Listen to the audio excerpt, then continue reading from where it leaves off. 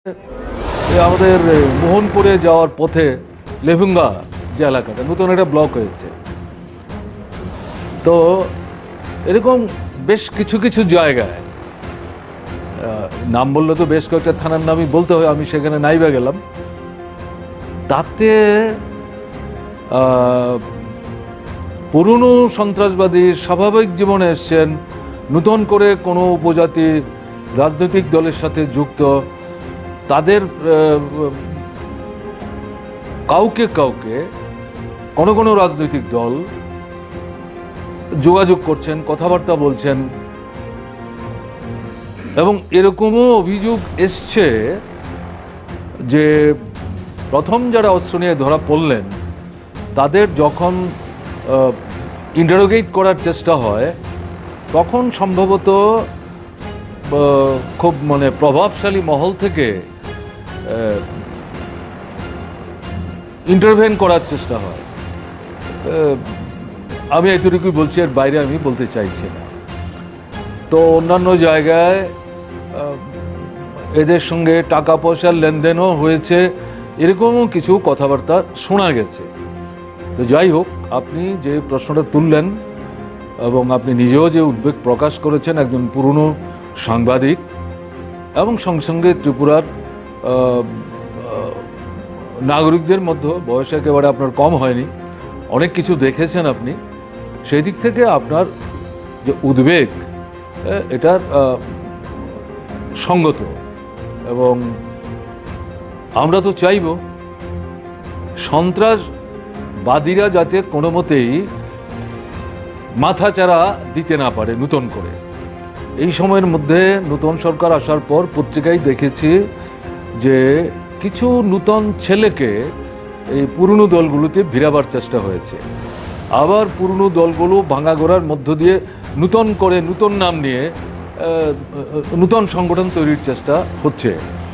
এবং এর মধ্যে ধরুন, আমাদের গভর্নমেন্ট থাকার সময়ে মিজোরামে না মেঘালয়ে একজন এরকম আন্ডারগ্রাউন্ড, তিনি তাদের ইন্টেলেকচুয়াল উইংয়ের লিডিং রোল প্লে করছিলেন, ধরা পড়েছিলেন। তাকে যখন ত্রিপুরায় নিয়ে আসার জন্য ত্রিপুরা পুলিশ উদ্যোগ নেয় তখন ইন্টারভেন্ট হয়, এবং যেই রাজ্যে ধরা পড়েন সেই রাজ্যের সরকারের সাথে সমঝোতা করে ত্রিপুরা সরকারের হাতে যাতে তাকে তুলে দেওয়া না হয় তার একটা ব্যবস্থা হয়। এবং পরবর্তী সময়ে সেই ভদ্রলোক সম্ভবত আবার সেফ প্যাসেজের সুযোগ নিয়ে আবার বাংলাদেশে চলে যান। তিনিও এখন নাকি আবার একটু সক্রিয় হয়ে উঠবার চেষ্টা করছেন। এই ধরনের ঘটনাবলী লক্ষ্য করা যাচ্ছে, এটা ভালো লক্ষণ না। আমরা আশা করব আমাদের সংবাদ মাধ্যম একটু ইনকুইজিটিভ অ্যাটিটিউড নিয়ে বিষয়গুলো নারী নক্ষত্র খুঁজে বের করার যদি চেষ্টা করেন, জনগণের জ্ঞাতার্থে নিজেদের ভাবনার রং না মিশিয়ে প্রকৃত তথ্য যা সেটা যদি উপস্থিত করেন, মানুষের পক্ষে অ্যালার্ট থাকা সুবিধা হবে। এবং আমরা তো চাইব যে বর্তমান যে সরকার তারা নিশ্চয়ই সেখানে জাস্ট এই মাত্র আমি নিউজটা দেখতে পেলাম যে অপোজিশন লিডার মানিক সরকার বলেছে কিছু ট্রাইবাল বেস পার্টি, উনি মেনশন করেননি কোন পার্টি।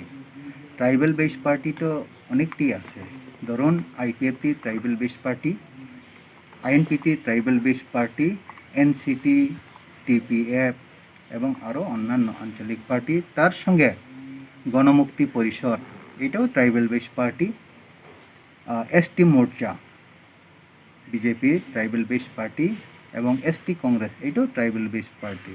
মানে কোন ট্রাইবাল বেস পার্টি এইরকম যারা রিটার্নে, যারা উগ্রপন্থী জীবনে বসবাস করেছিল এবং যারা স্বাভাবিক জীবনে ফিরে এসেছে তাদেরকে নিয়ে আলাদা কোনো অর্গানাইজেশন করতে চাইছে, ওনার কাছে যদি এরকম প্রমাণ থেকে থাকে তাহলে গভর্নমেন্টকে প্লেস করো, গভর্নমেন্ট অবশ্যই দেখবেন। আমি আমার ব্যক্তিগত তরফ থেকে এবং আমার পার্টির তরফ থেকে এইটি রিকোয়েস্ট করব, আপনার কাছে যদি ওই রকম কোনো প্রুফ থেকে থাকেন তাহলে গভর্নমেন্টকে প্লেস করা হোক, প্রশাসনকে প্লেস করা হোক, প্রশাসন অবশ্যই দেখবেন। আমরা চাই এই ত্রিপুরাতে সুষ্ঠু শান্তিভাবে সবাই মিলে বসবাস করি এবং উন্নয়ন ত্রিপুরা এবং একটা ভালো তীর্থা, শান্তিপূর্ণ তীর্থা গঠন করে আমরা আমাদের পার্টি থেকে এটি চাইব।